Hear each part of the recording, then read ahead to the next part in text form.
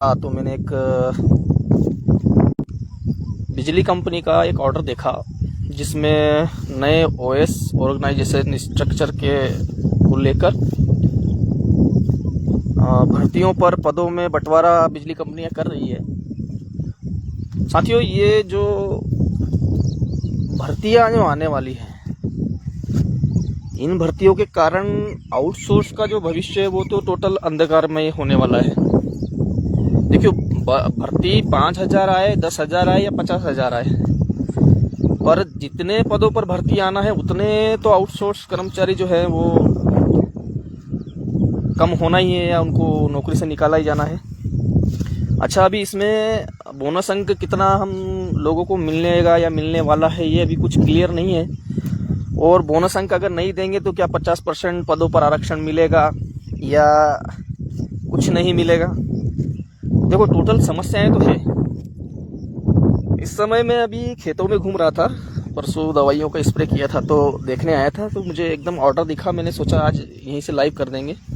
अभी जो मैं लाइव कर रहा हूँ हो सकता है कि लोग सोकर उठे भी ना हो, पर मैं एक निवेदन करना चाहता हूँ कि 2 अगस्त को लेकर जो है अंबेडकर मैदान में जो आम सभा, और आम सभा के बाद जब हम सब लोग इकट्ठे हो जाएंगे तो 1 बजे रैली का जो आयोजन अपन ने किया है वो इस आउटसोर्स कुप्रथा जो प्रशासन तंत्र वल्लभ भवन से संचालित करता है और उसे पोषित करता है, वहीं जाकर हम ये ज्ञापन दें। तो अगर हम लोगों की संख्या अच्छी रही तो निश्चित तौर पर मध्य प्रदेश सरकार या प्रशासन हम लोगों के पक्ष में कोई ठोस निर्णय लें। देखो, भर्तियां आ रही है, अगर आप चाहते हैं कि आपको आरक्षण मिले, संविदा का लाभ मिले या कुछ बोनस अंक मिले, तो अभी बिजली कंपनियों में पदों का बंटवारा हुआ है, अभी नोटिफिकेशन नहीं आया, पर संभवतः हो सकता है कि जल्दी आ जाए। तो अपने रोजगार को लेकर चिंतित होते हुए कम से कम आप जो संगठन द्वारा जो आपके हित में जो प्रयास किए जा रहे हैं या आपके लिए जो काम किए जा रहे हैं, जो आंदोलन किए जा रहे हैं, उसमें तो कम से कम बढ़ चढ़कर आप लोगों को हिस्सा लेना ही चाहिए। तो आज का कार्यक्रम ज़्यादा लाइव लंबा नहीं रहेगा, थोड़ा सा घूम रहा था, ऐसे ही घूमते हुए मुझे एकदम याद आया कि आज सुबह सुबह ही लाइव करते हैं। तो अगर चाहते हैं कि आपका रोजगार बना रहे, ये जो भर्ती आ रही है, इन भर्तियों के कारण आपका रोजगार छीना ना जाए, इन भर्तियों में आपको बोनस अंक के माध्यम से और 50% आरक्षण के माध्यम से सीधी भर्ती में शामिल होने के लाभ मिले, तो आंदोलन से जुड़ना पड़ेगा। कई लोग जो हैं अभी परीक्षा की तैयारी करने में लगे हुए हैं कि साहब हम तो परीक्षा की तैयारी कर रहे हैं। 10 साल से आपने सिलेबस छोड़ दिया है। 10 साल पहले जो उदाहरण के लिए मान लो कि ITI जो था वो ईयर वाइज था, यानी पहला साल और दूसरा साल, फिर वो ITI का प्रारूप बदलकर निमी पैटर्न कर दिया और उसको सेमेस्टर वाइज लागू कर दिया।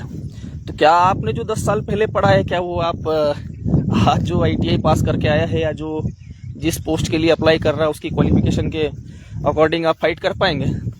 कभी नहीं कर पाएंगे। हम बोनस अंक की बात इसलिए करते हैं क्योंकि ये आपने जो बिजली कंपनियों में अपने जवानी का एक बड़ा हिस्सा खपाया है, ये उसका कुछ आपको लाभ मिले। आपने जो इन बिजली कंपनियों को अपना जो खून ही चुसवा है, एक तरीके से समझ लो कि ठेकेदार ने आप लोगों का खून चूसा है, उसके एवज में आपको 50% बोनस अंक में 50% भर्तियों में आरक्षण मिले। ये घर बैठे नहीं मिलेगा। अगर आप सोच रहे हैं कि ये सब घर बैठे मिल जाएगा या संगठन के एक लेटर लिख देने से मिल जाएगा, तो वैसा नहीं है। आउटसोर्स को अपने सम्मान में खुद ही मैदान में आना पड़ेगा। हम अपने स्तर से प्रयास कर रहे हैं, पर उन प्रयासों में कहीं ना कहीं आपकी कमी हमें दिख रही है। संगठन के प्रयासों में कोई कमी नहीं, पर आपके प्रयासों की हमें कमी दिख रही है। आम आउटसोर्स कर्मचारी अपनी नॉर्मल लाइफ में मस्त है, व्यस्त है। कोई शादियों में जा रहा है, कोई बर्थडे मना रहा है, और कोई जो है अपने फील्ड में बढ़िया सा काम कर रहा है। जब विद्युत दुर्घटना के कारण जब लोग हमारे कई लोग जो है शहीद हो जाते हैं, तब हमारे जो लोग हैं उसमें लिख देते हैं एक शब्द ओम शांति ओम। बस इतनी सी श्रद्धांजलि देकर वे बरी हो जाते हैं अपनी जिम्मेदारियों से और अपनी भावनाओं से। कई मामलों में ऐसा होता है कि हम उनको जो है आर्थिक सहयोग के तौर पर QR भी डाल देते हैं और कुछ पैसे की आर्थिक मदद भी उनके परिवार को कर देते हैं। पर क्या ये मदद उसके परिवार को पूरे जीवन हम दे सकते हैं? नहीं दे सकते। आज समान वेतन की अगर हम बात करें, कल हम फील्ड में गए थे, उज्जैन की ही, हमारे लोकल उज्जैन की फील्ड में गए थे। मैं तो फील्ड में जाके हैरान हो गया कि एक बंधु हमारे मिले, वो बोले कि जो सैलरी मिल रही बहुत बढ़िया मिल रही है, 10,000 सैलरी मिल रही है। उस आदमी को बोल रहे बहुत बढ़िया मिल रही है। ऐसा ही शायद लगता है कि हमारे आउटसोर्स कर्मचारियों की मानसिकता बन गई है कि 14,000, 13,000, 11,000 जो सैलरी मिल रही है वो बहुत मिल रही है। अभी हमने जो पोस्टर छपवाया था उसमें एक प्रिंटिंग मिस्टेक हो गई और उसमें बहुत हंसी का पात्र भी बन रहे हैं और उसमें थोड़ा सा हम करेक्शन भी कर रहे हैं कि हमने ऊर्जा, वो जो बीजेपी का जनसंकल्प 2023 का जो पत्र है उसका मांग हमने रखा था, कंप्यूटर वाले ने टाइपिंग में मिस्टेक कर दी। उसमें यह है कि ऊर्जा एवं अन्य विभागों के आउटसोर्स कर्मचारियों को, है ना, संविदा का लाभ दिया जाए, है ना, उन्हें केंद्र के समान ये करवाया जाए, वो करवाया जाए, वो मांग है। और उस मांग में लिखा गया कि कर्जा एवं अन्य विभाग। तो जब वो शब्द हमने पढ़ा कि कर्जा एवं अन्य विभाग, तो वाकई में ऊर्जा विभाग एक कर्जा विभाग है। यहाँ जो आउटसोर्स काम कर रहा है ना, ये अपने इतने से वेतन में कभी कर्ज से बाहर के दलदल से बाहर आ ही नहीं सकता। और ये केवल किसी एक व्यक्ति विशेष की कहानी नहीं है। कई लोग जो आज आर्थिक तंगी से जूझ रहे हैं, वो इसीलिए जूझ रहे हैं क्योंकि वो संगठन का साथ नहीं देते। 2023 की जो हमने हड़ताल की और भारतीय मजदूर संघ ने 2019 का वेतन रिवाइज कराया, तो 2-2, 2,500 हजार रुपये बढ़े, तो कितना अच्छा लगा था हमको उस समय। और वो पैसा रुक गया, अगले महीने की सैलरी में से काट लिया, तो कितना बुरा लगा। फिर भारतीय मजदूर संघ ने कोर्ट में कर्मचारियों के हित की लड़ाई लड़ी और वो 11 महीने का बोनस का पैसा इकट्ठा बड़ा हुआ हमारे खाते में आया, तो हमें और कितना अच्छा लगा। यही कहना चाहते हैं कि समान काम समान वेतन की जो लड़ाई लड़ रहे हैं, बोनस अंक की लड़ाई लड़ रहे हैं, 50% आरक्षण की लड़ाई लड़ रहे हैं, ग्रेचुइटी की लड़ाई लड़ रहे हैं, ये सब कब मिलेगी? 2023 में अगर आपने साथ नहीं दिया होता तो क्या वो 2,000 रुपये बढ़ते? नहीं बढ़ते। इसी तरह आज 2026 में हम कोई सरकार का विरोध प्रदर्शन नहीं कर रहे हैं, सरकार का कोई खिलाफ कोई कुछ बोल नहीं रहे हैं। हम अपनी बात रख रहे हैं।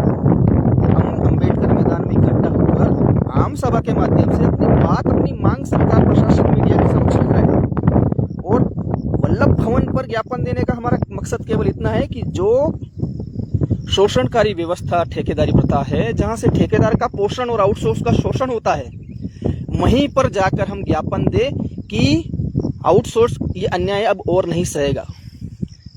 अगर भर्ती में बोनस अंक नहीं मिले और अगर हम लोगों की एकजुटता रही तो हम इसके खिलाफ बड़ा प्रदर्शन कर सकते हैं। 50% आरक्षण नहीं मिला तो बड़ा प्रदर्शन कर सकते हैं। पर अगर हम लोग ही एकजुट नहीं हुए, हम ही लोग, हमारे ही आंदोलन, हमारे ही संगठन के प्रति निरस रहे, तो आपको लगता है कि ये बोनस अंक या जो भी मांगे, समान काम समान वेतन की, या आपको जो सामाजिक सेवा सुरक्षा की मांग है, ये पूरी होगी? कभी नहीं होगी। माहौल जमीन पर ऐसा बनना चाहिए कि सिस्टम को सोचना पड़े कि ये आउटसोर्स की फौज अब भोपाल की तरफ कूच कर रही है। भोपाल में संख्या लाने के लिए हमें पहले फील्ड में मेहनत करनी पड़ेगी। पोस्टर छप चुके हैं। कुछ पोस्टर जो है हमने उज्जैन और देवास में और लगा दिए हैं। लगभग आधे से ज़्यादा उज्जैन में लग चुके हैं। देवास में भी कुलदीप जी और ये सब लोगों ने लगा दिए हैं। लगभग आज 5 से 7 जिलों के इंदौर, बड़वानी, इंदौर का हम बड़वानी वाला रूट बना देंगे, वहाँ से सटे 5 जिलों के ये, और उज्जैन संभाग के 5 जिले ये, और भोपाल में हम स्वयं जाकर ये पोस्टर लगा के आएंगे, बैठकें करेंगे। ग्वालियर में हम स्वयं आएंगे, चंबल के क्षेत्र में हम स्वयं आएंगे और पोस्टर लगाएंगे, और जबलपुर एरिया में भी हम स्वयं आएंगे, पोस्टर लगाएंगे और तैयारी करवाएंगे। पर अब हम लोगों को ये जो नींद में हम सो रहे हैं कि जो सबका होगा वो हमारा हो जाएगा, तो सब तो नौकरी से निकलने वाले हैं। आप भी निकलने की तैयारी करें।